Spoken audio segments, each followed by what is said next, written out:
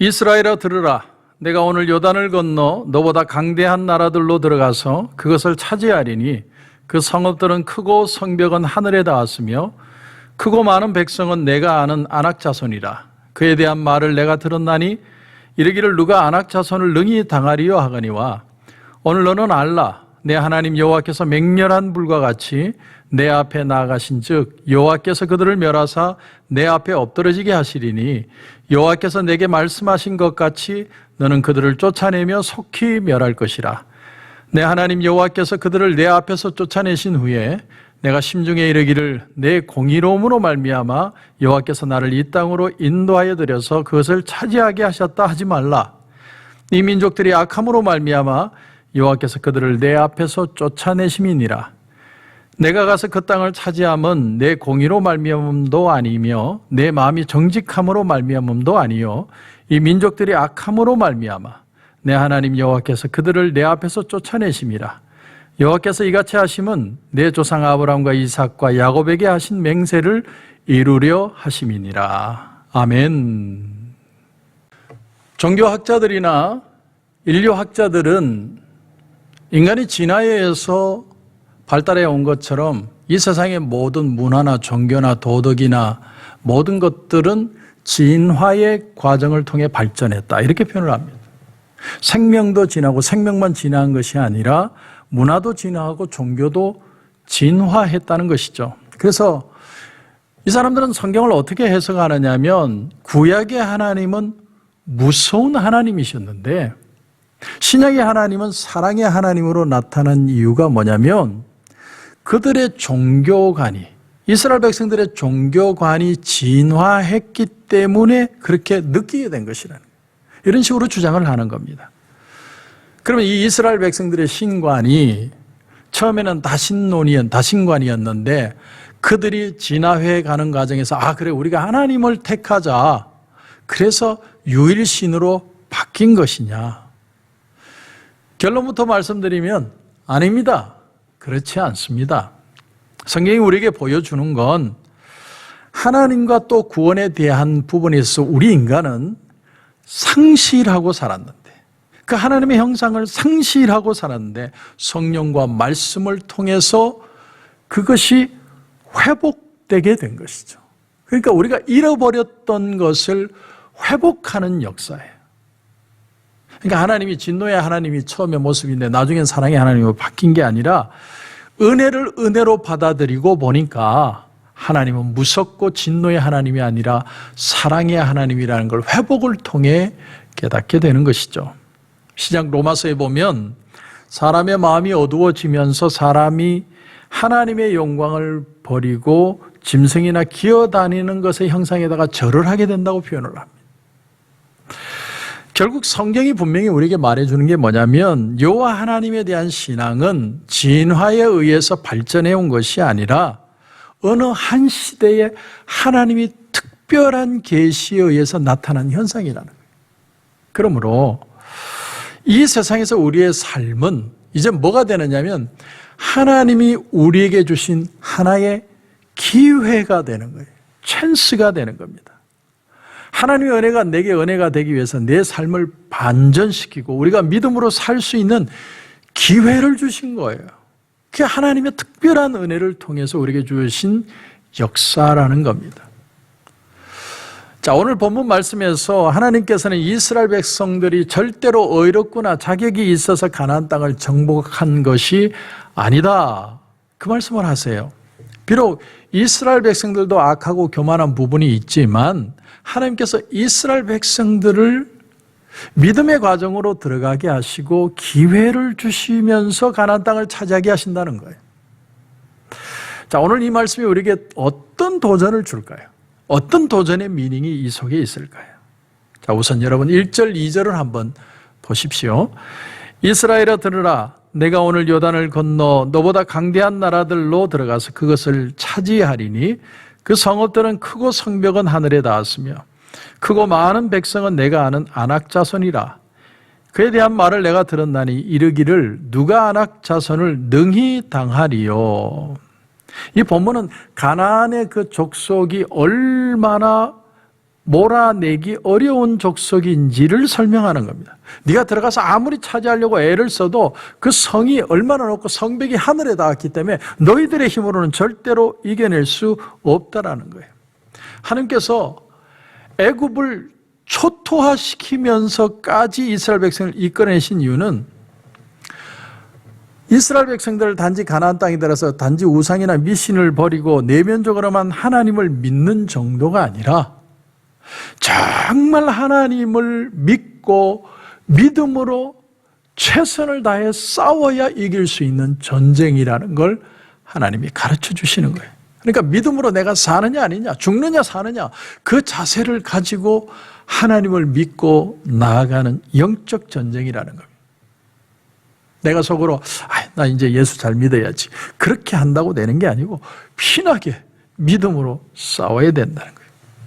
여러분, 우리가 이 세상을 사는데 그냥 적당히 살면 믿음으로 이겨낼 수 있는 게 아니라는 거예요. 정말 하나님을 의지하고 은혜를 구하고, 마치 뭐와 같았냐면 성이 있는데 성에 내가 딱 안에 적진에 낙하산을 타고 떨어진 거예요. 근데 내가 뒤돌아설 수도 없고 해는 밝아오는데, 해는 또 오는데 내가 그걸 뚫고 나가지 않으면 난 죽는 거예요. 마치 그와 같은 삶을 이 세상 속에서 하나님을 믿고 살아가는 것이 그리스도인의 모습이다라고 표현하는 겁니다. 그런데 여러분 3절을 보십시오. 3절을 보면 오늘 너는 알라, 내 하나님 여호와께서 맹렬한 불과 같이 내 앞에 나가신즉 여호와께서 그들을 멸하사 내 앞에 엎드러지게 하시리니 여호와께서 내게 말씀하신 것 같이 너는 그들을 쫓아내며 속히 멸할 것이라. 자, 이스라엘 백성들이 자기들의 힘만으로는 절대로 가나안을 정복하지 못한다는 얘기예요. 우리 힘만으로는 절대로 이길 수 없다는 전쟁이에요. 그만큼 이 영적 전쟁은 힘들고 고통스러운 전쟁이라는 겁니다. 그러나 오늘 이 말씀이 우리에게 가르쳐주는 또 하나의 중요한 핵심은 뭐냐면, 하나님이 맹렬한 불이 되셔서 우리 앞서 나가셔서 가난한 사람들을 진멸하신다는 거예요. 하나님이 한 발 앞서 하나님이 직접 인도하시는 전쟁이다, 이렇게 표현을 합니다. 그러니까 우리가 어떤 미로를 들어가서 내가 막 살 길을 찾는 게 아니라 하나님이 내어놓으신 길을 내가 따라가는 거다, 이렇게 표현합니다. 믿음으로 이 세상을 이겨내는 게 너무 힘들죠. 근데 내가 막 갈등하면서 길을 찾아 막 싸우는 게 아니라 하나님이 한 발 앞서 길을 내시고 그걸 믿는 자는 그 길을 따라 승리하는 삶이다, 이렇게 표현하는 겁니다. 그래서 주님이 뭐라고 그러셨죠? 수고하고 무거운 짐진 자들아 다 내게로 오라, 내가 너희를 쉬게 하리라. 나는 마음이 온유하고 겸손하니 나의 멍에를 메고 내게 배우라. 그리하면 너희 마음이 쉼을 얻으리니 이는 내 멍에는 쉽고 내 짐은 가벼움이라. 다시 말하면 우리가 선각자, 우리가 개척자들이 아니라 우리는 팔로워들이라는 거예요. 팔로워. 하나님을 따라, 은혜를 따라 살아가는 팔로워들. 여러분, 여호수아 5장을 보면 여리고성 점령을 앞두고 여호수아 혼자서 그 성 가까이 걸어가는 장면이 나오죠. 마음에 걱정이 있지 않았겠습니까? 그런데 여리고에 가까이 왔을 때 한 사람이 칼을 빼들고 여호수아를 기다리고 있습니다. 그래서 놀라서 여호수아가 당신 누구냐? 그랬더니 나는 여호와의 군대 장관으로 지금 왔느니라. 그 사람은 여호와께서 나는 하나님의 군대 장관이다, 이렇게 자기 신분을 밝힐 때 놀래가지고 그 앞에 엎드리니까 네 발에서 신을 벗어라. 이 땅은 내가 선 곳은 거룩한 곳이니라. 이것이 우리에게 주는 교훈이 뭐냐면, 우리가 지금 살고 있는 이 삶의 현장은 영적 전쟁터라는 겁니다. 나 열심히 땀 흘리고 애써서 내가 내 바운더리를 내가 돈 주고 내가 산 게 아니라 하나님이 내게 허락하시는 공간이고, 이 공간은 믿음으로 싸워야 되고 믿음으로 싸워진 것만 이겨내서 취할 수 있는 영적 전쟁이다라는 거예요. 그러니까 하나님은 우리에게 하나의 협력자나 후원자의 개념이 아니라 하나님은 주도자고 하나님은 지휘자라는 거예요. 하나님이 나 앞서 나를 인도해 가시는데 우리는 믿음을 가지고 그 길을 따라가야만 기어코 이겨낼 수 있는 전쟁이다. 그게 영적 전쟁이라는 거예요. 우리 믿는 사람들이 이 세상에 사는 건 믿음으로 살 수 있는 엄청난 찬스를 얻는 겁니다. 그러나 이 죄악의 세상에서 믿음으로 축복된 삶을 산다는 건 결코 쉬운 일이 아니죠. 왜냐하면 이건 목숨을 거는 것처럼 정말 하나님을 나의 하나님으로 신뢰하고 믿을 수 있느냐 없느냐, 하나님이 있는 걸 믿느냐 안 믿느냐 그 정도의 수준이 아니라 하나님이 정말 내 길을 인도하셔서 반드시 하나님이 내 삶이 축복이 되도록 만들어 주실 것을 믿고 따라갈 수 있느냐의 싸움이라는 거예요. 그래서 오늘 하나님의 불이 임하면 이 세상의 모든 문제는 한순간이다, 그것을 가르쳐 주는 것입니다.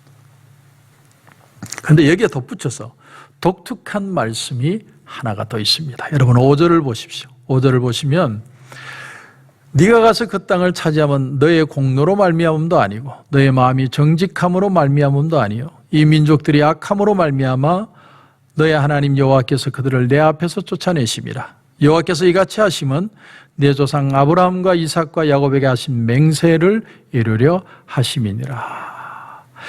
자, 여기 보면 네가 들어가서 얻는 그 이스라엘 백성들이 얻고자 하는 그 땅은 우리 이스라엘 백성들이 힘으로 적을 물리치는 게 아니라 하나님이 가나안을 물리쳐서 얻게 하신다라는 표현을 합니다. 그 땅에 있는 족속들을 그러면 몰아내는 이유가 뭐냐? 그 족속들이 죄를 범했기 때문에, 하나님 앞에 죄를 회개하지 않았기 때문에 몰아내는 것이라는 거예요. 다시 말하면 뭘 뜻하고 있냐면 이스라엘 백성에게 그 땅을 주려고 살고 있던 사람들 괜히 몰아내는 게 아니라는 거예요. 하나님은 그들을 기다리고 있었어요. 그들이 회개하기를 바랬어요. 그들이 가나안 땅에서 하나님을 알고 하나님 앞에 회개한 존재가 되기를 창세기 15장부터 얘기합니다. 아직 저들의 죄가 간영하지 않아서 심판의 자리까지 이르지 않아 연기되었지만 430년이 지나서 이 일이 벌어질 것이다. 조상 아브라함, 이삭, 야곱에게 하나님이 그렇게 약속을 하신 겁니다. 하나님이 기다리신다는 말이죠, 역으로 얘기하면. 그러나 그들은 회개하지 않고 점점 더 악하여 불 가운데로 자식을 걸어가게 해서 점을 치고 더 악랄해지는 그들의 모습을 보고 하나님이 몰아내시는. 오늘 이 신명기 말씀을 종합해 보면, 자, 이 땅에 들어와 이스라엘 백성들이 살 수 있는 조건은, 그들의 자격은 없다 해요. 그러니까 열조와 약속했기 때문에 들어와 사는 것이다라는 거예요. 그래서 이스라엘 백성들이 이 땅에 들어와서 사는 것이 니들이 의롭거나 정직하거나 능력이 있어서 하나님이 이 땅을 주시는 게 아니라 하나님께서 약속하신 것, 그 말씀을 믿고 따르는 자에게 이루어질 축복의 땅이 되게 하신다는 거예요. 우리 신앙생활의 가장 큰 유혹이 뭐냐면 내가 이만큼 수고했기에 하나님이 이만큼 허락하신다는 생각이에요. 그러나 우리에게 무슨 자격이 있겠습니까? 목사인 저에게도 자격이 없습니다. 하나님이 우리를 인도하시게 해요. 꺼지지 않는 불꽃 가운데 우리를 인도하시게, 우리가 그 구름 기둥과 불 기둥을 쫓아가는 믿음으로 오늘 하나님이 오늘 이 땅을 축복의 땅으로 허락해 주신다는 거예요. 그래서 오늘 이 성경이 말하는 또 하나 중요한 말씀이 뭐냐면, 단지 우리에게 그 땅에 들어가서 살게 하는 것이 목적이 아니라 불의를 회개하지 않는 가나안 족속을 몰아낸 것처럼 하나님은 우리를 제사장된 자격으로 부르시고 계신다는 거예요.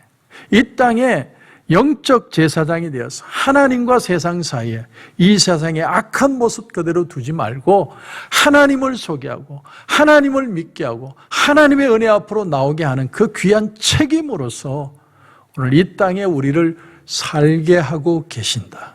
그것이 바로 가나안 땅이 주는 진정한 의미라는 겁니다. 쉽고도 어려운 부분이에요. 우리는 구원받기 위해서 하나님을 믿는 것으로만 생각하면 30장. 그런데 구원받고 난 뒤에 하나님의 자녀로서 이 땅에 믿음으로 살아갈 뿐만 아니라 그 믿음으로 축복을 주시는 이유가 이 땅에 많은 죽어가는 하나님을 모르는, 예수를 모르는 사람들에게 주의 복음을 증거하여 그들이 하나님 자녀로 돌아오는 회복을 위해서 저와 여러분을 불러주셨다는 사실, 그것이 바로 영적 자녀된 우리의 삶의 모습이라는 겁니다. 그러니까 신앙이라는 건 내가 하나님을 믿어드렸으니까 내가 믿어드린 만큼 보상을 달라는 것이 신앙의 삶이 아닙니다.